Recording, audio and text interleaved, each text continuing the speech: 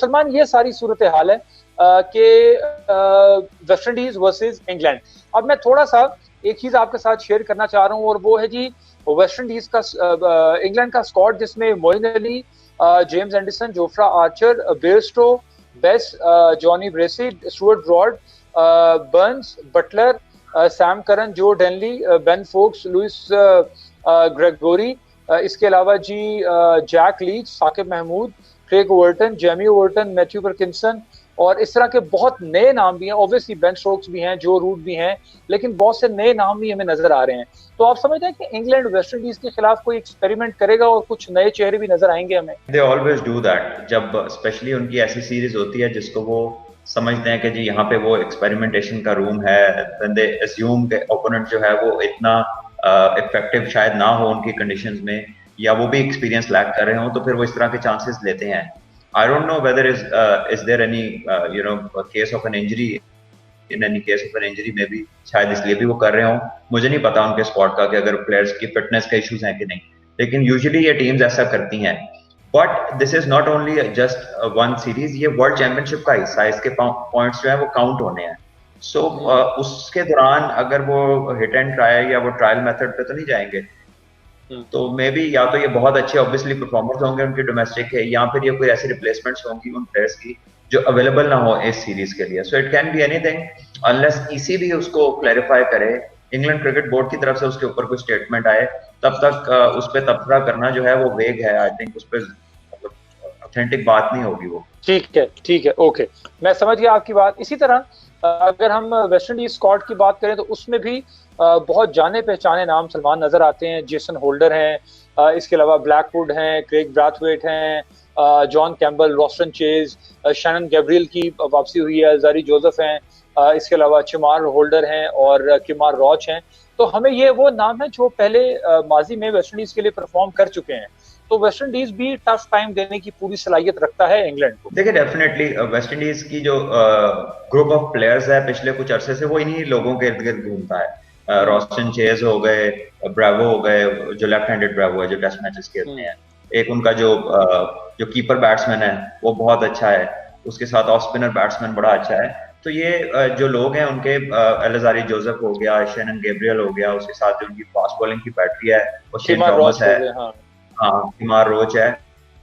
So they have been playing, this group is there for like last decade। आखिरी अगर 10 सालों में हम देखें तो काफी सारे लड़के वही सिमिलर हैं, कुछ नए हैं लेकिन उनको बहुत एक्सपीरियंस दे दिया गया। आप देखें जेसन होल्डर जितना जो है, जितना उसने क्रिकेट में आके, टेस्ट क्रिकेट में आने के बाद जितनी उसकी डेवलपमेंट हुई है, शायद ही किसी को इतना खिलाया गया होगा।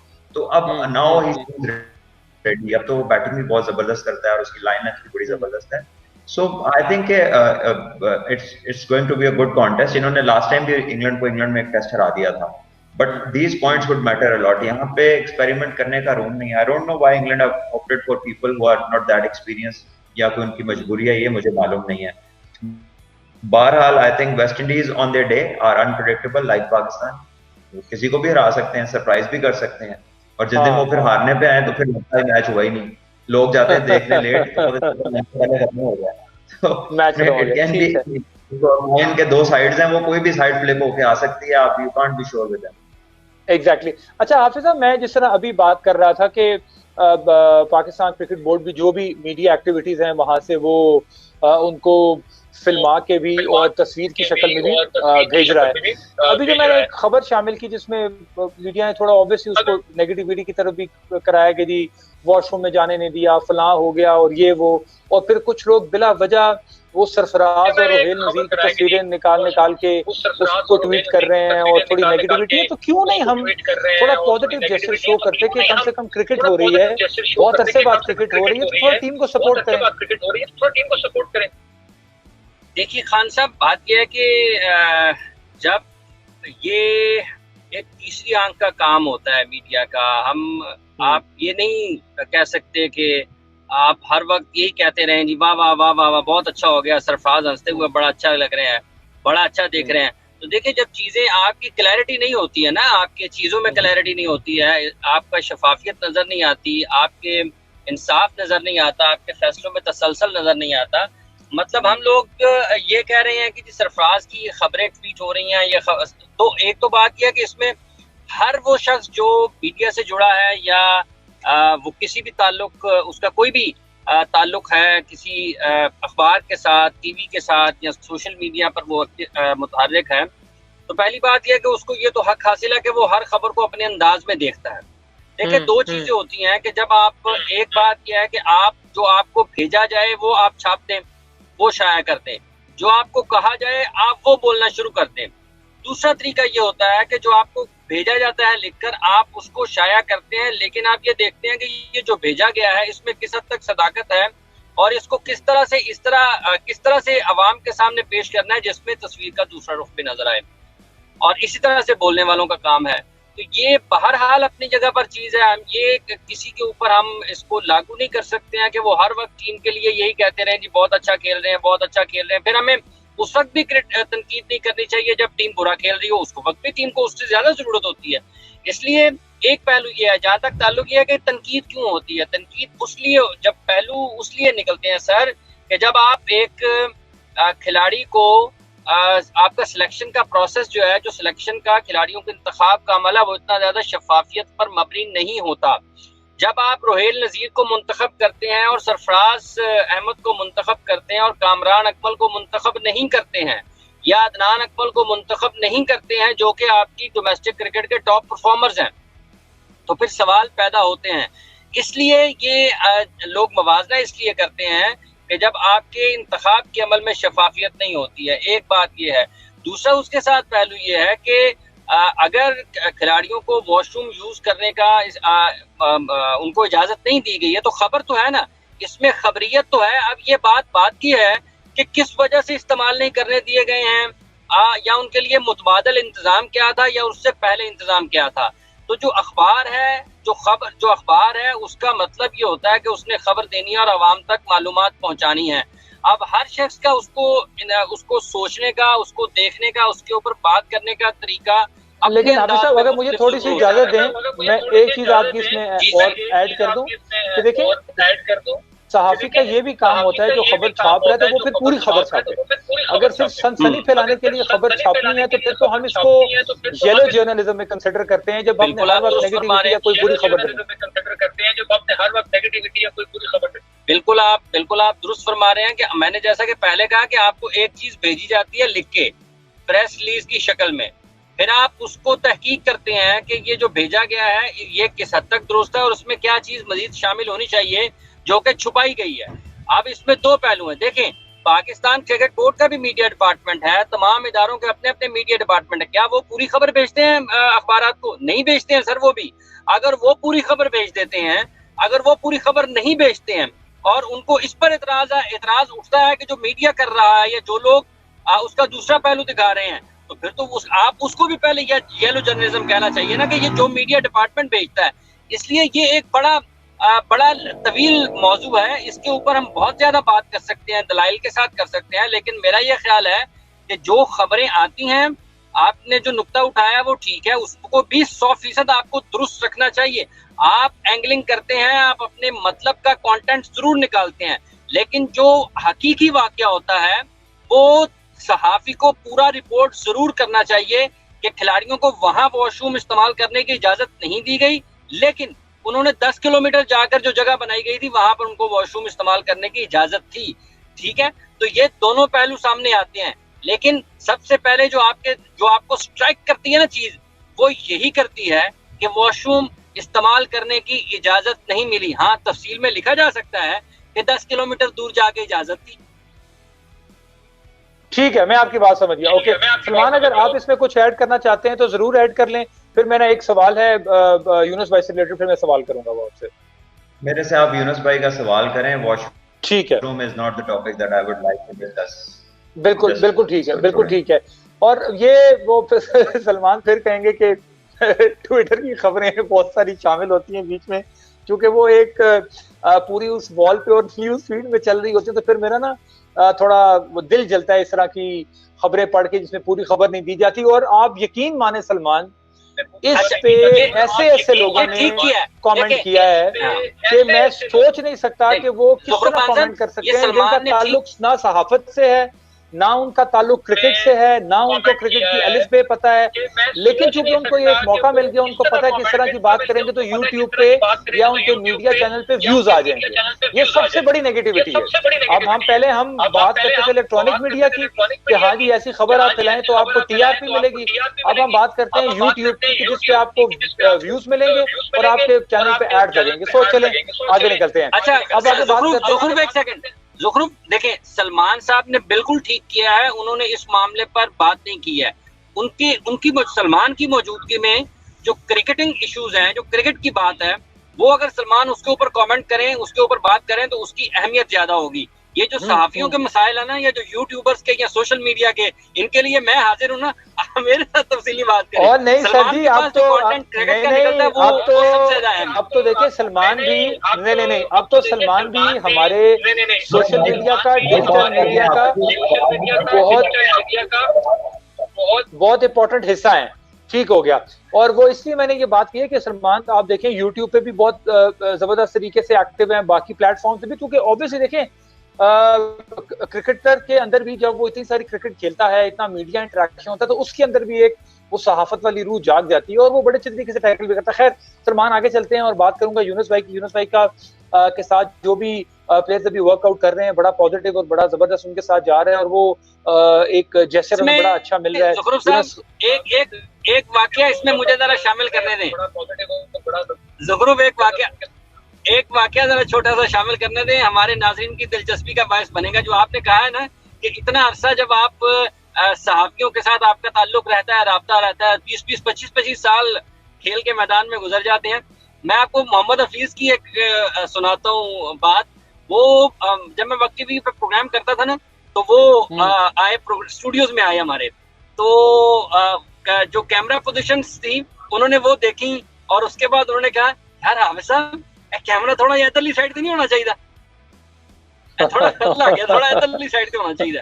तो ये आप देखें कि वो जो आप बात कर रहे हैं ना कि इतनी समझबूझ आ जाती है, तो वो बिल्कुल यकीनी तौर पर जो लोग जिनका जो बोलने में अच्छे होते हैं, जो लोगों चीजों को ज्यादा अच्छे तरीके से सीखते हैं, उनमें ये समझबूझ जरूर आ जाती है। अब आप सलमान साहब, यूनुस खान साहब वाला जवाब लें। जी बिल्कुल। और सलमान, मैं यूनुस भाई की बात इससे भी कर रहा हूँ कि 2016 की सीरीज की बात करें या उससे पहले भी, उसके बाद भी, तो यूनुस भाई का बड़ा अच्छा एक ट्रैक रिकॉर्ड रहा है। अब अगर कोई कोच किसी प्लेयर को किसी बॉलर की एग्जाम्पल दे के समझा रहा है कि ये बॉलर जरा मुश्किल भी हो सकता है, इसको आपने एहतियात से खेलना है, तो क्या आप समझते हैं कि ये जो कोच है वो बैट्समैन को उस बॉलर से डरा रहा है कि नहीं भाई ये बड़ा खतरनाक है, इसको तो तुम खेल ही नहीं सकते? नहीं, ऐसी बात नहीं है। ऑब्वियसली अब लेट्स से एक बॉलर है, उसकी एक नेचुरल स्विंग है, तो अगर आपको उसका नहीं पता, आपने उसे पहले फेस नहीं किया, और अगर आपका कोच आपको उसके बारे में बताता है या इन्फॉर्मेशन देता है और उसको आप एब्जॉर्ब करते हैं और अपनी स्ट्रेंथ्स के मुताबिक फिर उसे कोप करने की कोशिश करते हैं, तो ये तो इन्फॉर्मेशन है। ये तो लेने वाले पे है ना कि वो उसको कैसे परसीव करता है। लेट्स सपोज मैं आपको अपनी एग्जांपल देता हूँ कि मैंने मैथ्यू हॉगर्ट को कभी नहीं खेला था जब तक इंग्लैंड पाकिस्तान नहीं आई, 2006 का जो 5-6 का टूर था। उसमें बॉब बुलमर ने एक बुक बनाई थी जिसमें जो जो प्लेयर्स ने जिन को नहीं खेला हुआ था उनकी बारे में इंफॉर्मेशन थी उसमें कि इसका नेचुरल वे स्विंग है, ये वाइड ऑफ द ट्रीज जाके गेंद अंदर भी ले आता है, ठीक है, इतनी इसकी एवरेज पेस है, इतनी स्लोअर बॉल्स भी करता है। तो वो बैटिंग में बड़ी हेल्प करती है वो इन्फॉर्मेशन। तो आपने डराना ये नहीं है कि ऐसा नहीं होता कि कोई बॉलर जो है वो जब आता तो कोई शक्ल उसकी इब्लीस की बन जाती है या कोई सामने से कोई जिन बाबा आना शुरू होता है। आई थिंक कि आपने इन्फॉर्मेशन ऑब्जॉर्व ये करनी है कि वो करता क्या है exactly, what he you know what is bowling is all about, angles कौन से यूज करता है, नेचुरल वेरिएशंस उसकी क्या है, एयर में किस तरह है, ऑफ द पिच वो सीम करता है नहीं करता। तो ये इंपॉर्टेंट इन्फॉर्मेशन होती है जो कि आजकल के दौर में लेटली वो लास्ट 2 डेकेड से लोग वीडियो एनालिसिस पे आ गए ना, पहले लोगों को देख लेते हैं। लेकिन लेट्स से कि अब एक बंदा जैसे पाकिस्तान के कोई ऐसा बॉलर अक्सर खेलते हैं जिनको डोमेस्टिक मारी टीवी पे तो आती नहीं थी ना, अभी भी नहीं आती, तो जो आता था खेलता था दूसरी टीमों को उसका पता नहीं होता था। तो अगर कहीं से उसकी फुटेज मिल जाए या इन्फो मिल जाए तो वो सब कोचेज अपने प्लेयर्स के साथ डिस्कस करते हैं। तो इसमें कोई डराने वाली बात नहीं है। और इंग्लैंड की जो टीम है उसमें तो सारे बॉलर इंटरनेशनल पहले से खेले, सब बैट्समैनों ने देखे हों। अगर किसी कोच ने ऐसा किया तो हो सकता है अपना एक्सपीरियंस शेयर कर रहे हैं। अच्छा, अब अगला सवाल इसी में ये है कि यूनुस भाई ने जोफ्रा आर्चर की एग्जांपल लेके प्लेयर्स को कुछ समझाया और हो सकता है ये भी कहा हो कि वो खतरनाक बॉलर है और उसको देख के खेलें, और ये तो आपके बहुत से फेलो क्रिकेटर्स ने इसको इस तरह से लिया कि जी ये यूनुस भाई ने बहुत नेगेटिव तरीके से समझाने की कोशिश की है, वो प्लेयर्स को डरा रहे हैं कि जोफ्रा आर्चर जो है वो वर्ल्ड नंबर 1 है और उसमें भी परेशान करेगा। मुझे ये बात परेशान कर रही है कि भाई ये कोच है, वो अपनी बेहतरी समझता है, उसको पता है कि वो प्लेयर्स को किस तरह से ट्रीट करेगा, कैसे डील करेगा, तो ये हम बिला वजह की क्यों फिर बीच में अपनी साइंस चलाना शुरू कर देते हैं?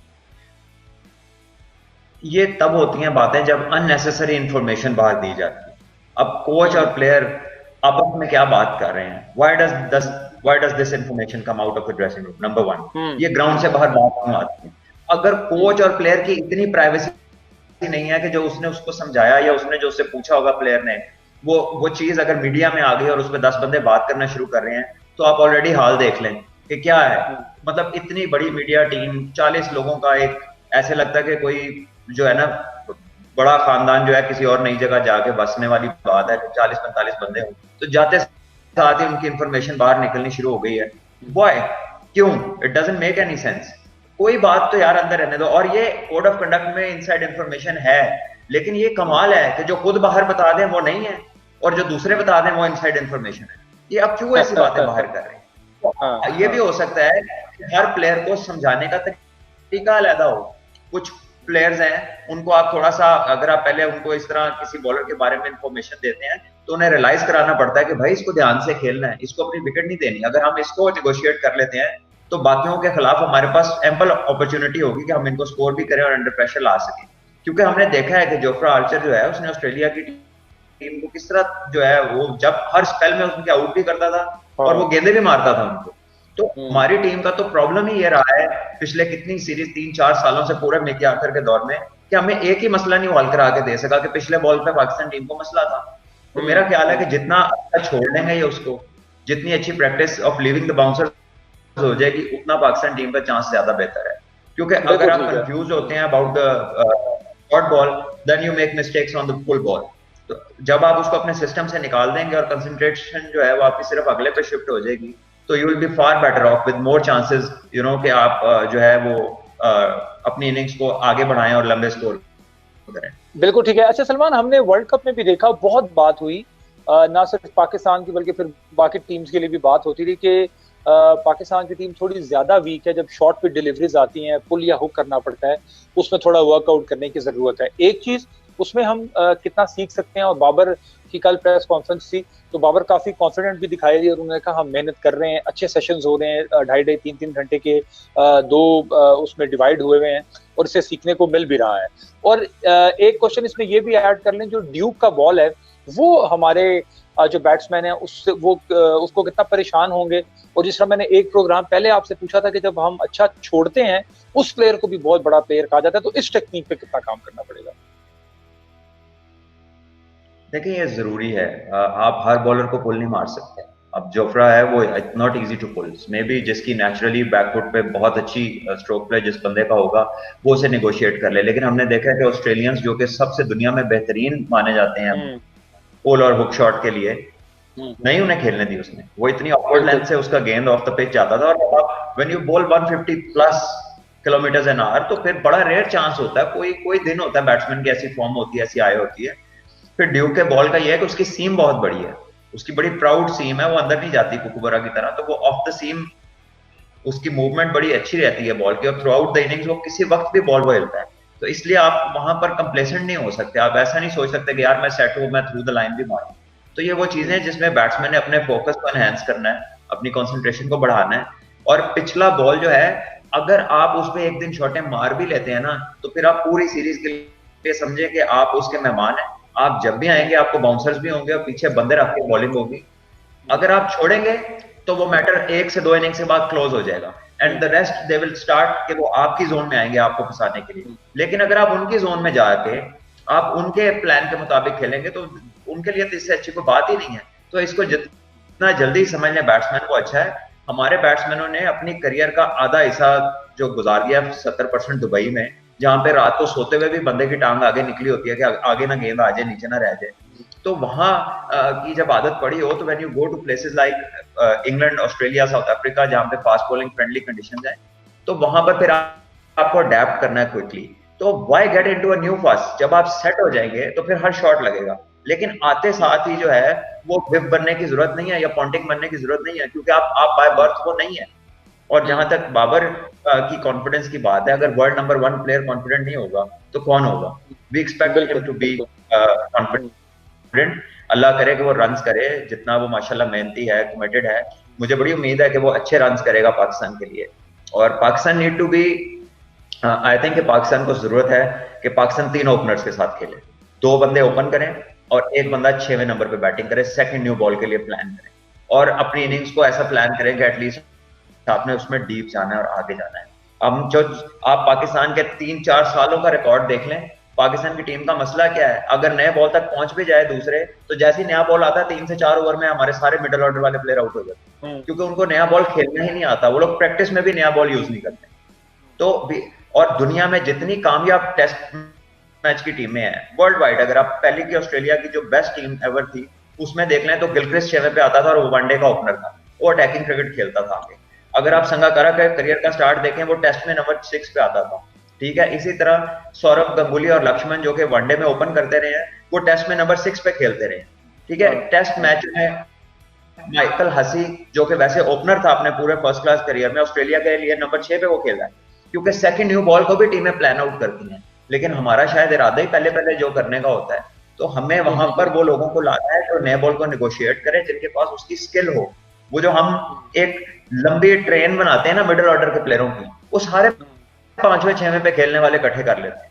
That is not the way to go in test cricket. अगर इसमें आपको कामयाबी लानी है तो बैटिंग गो लॉन्ग। बिल्कुल बिल्कुल ठीक है। अच्छा, और बेन स्टोक्स को एज अ कैप्टन आप कैसे देख रहे हैं अगेंस्ट वेस्ट इंडीज? अभी ये पहला टेस्ट मैच शुरू होने वाला है और मैं खुद भी बड़ा एक्साइटेड हूँ, बाकी लोग भी। रूट नहीं खेल रहे, जो रूट नहीं खेल रहे। नहीं, पहले टेस्ट मैच में कैप्टन जो है वो बेन स्टोक्स है, जो रूट नहीं है। ओके, फिर हम भी पहले में ही देखेंगे कि वो कैसी कप्तानी करता है। पहले तो कभी नहीं सुना तो किसी की कप्तानी की हो किसी टीम की, तो अनलेस देख लिया मैं तो क्या कह सकता हूँ। बट आई थिंक मतलब एज अ ऑलराउंडर उनको देख के, उनकी पर्सनालिटी को देख के, जितनी आपने उनकी क्रिकेट देखी है, उस हिसाब से as a cricketer, as a expert, क्या आपके जहन में आता है? यार ये बड़ी इंटरेस्टिंग सी चीज है। जो लोग आपको बड़े अग्रेसिव लगते हैं, आउटरेजियस लगते हैं, टाइम से रिस्पांसिबिलिटी आती है इनके ऊपर, तो वो काम डाउन हो जाते हैं and they start thinking, you know, they start thinking, वो फिर सेंसिबल डिसीजंस लेते हैं और at time they stick to what they are, और फिर वो चीज नहीं चलती। सो पहले से नहीं मैं कह सकता अनलेस मैं उसको देख लूं। इज अ वंडरफुल प्लेयर, दुनिया का बेस्ट ऑलराउंडर है, उसके पास सारी स्किल्स हैं, बट वी ऑल नो कि उसका टेम्परामेंट शॉर्ट है और वो शो होता है जब उसे मार भी पड़ती है, तो जो फेस के जेस्चर्स हैं जिस तरह के हैं, वो काम पर्सनैलिटी नहीं लगती, ठीक है। उसका फेस पे अपेरेंट होता है what he is feeling, you can see from his face. तो those are not good signs for a captain, but people change. जब रिस्पॉन्सिबिलिटी आती है sometimes people change. So let's see how he reacts to the situation. अगर वो अच्छा करेगा तो फिर हम अच्छा कहेंगे, और अगर हमें लगेगा कि वो नहीं, उसकी चीज चेंज हुई, तो वी विल। हाँ एग्जैक्टली। सो सलमान, बहुत बहुत शुक्रिया आपका। ये मैं दोनों स्क्वाड जैसे डिस्कस किए कि अभी पहला चूंकि जो सीजन है, सेशन है, उसमें इंग्लैंड और वेस्ट इंडीज सामने सामने होना है, फिर आगे नेक्स्ट मंथ पाकिस्तान की टीम आमने सामने होगी, और तमाम टीम्स के लिए जो कि जिनकी क्रिकेट स्टार्ट होने वाली है और इंटरनेशनल क्रिकेट का बहुत अरसे बाद जो है वो रिवाइवल हो रहा है इस कोविड-19 वाले प्रॉब्लम के बाद, तो उम्मीद करते हैं कि अच्छी क्रिकेट हमें देखने को मिलेगी। सलमान, आपका बहुत बहुत शुक्रिया, थैंक यू सो मच, आपने ज्वाइन किया। और हाफिज मोहम्मद इमरान, आपका भी बहुत बहुत शुक्रिया। आज के लिए इतना ही।